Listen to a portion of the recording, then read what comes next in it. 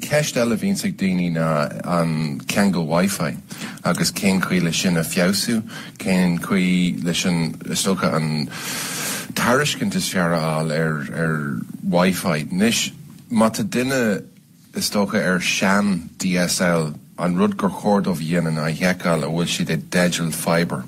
Agus an bailach lei sin dhéanana imé isteachtaí aon ceann duna cólaachtaí ar an Idirlín, so air.ie nó Vodafone.ie nó ceann duna cólaachtaí sin, agus is féidir leat do lína a dhéacail ar an Idirlín sin an bhfuil tú digital fibre. Agus más féidir fibre áil faé, mar deganna I bríonn seach níos saoire agus tá caid an bhád níos fearr ar an cheangal. An tairiscint is fearr a tháinig me ar fibre ná ar le air tá siad I tairiscint fibre ar fisanní nó caní in ag na mísa ar fad bliana. So féin tú fibre céige meg ar sin. Lead beag eile ná bhfuil gachéin páiste scoile sa tíir seo I digital Microsoft Office saor in aisce. So ná Feidhmeannach agus Microsoft Office a cheannach den riomhre sáile.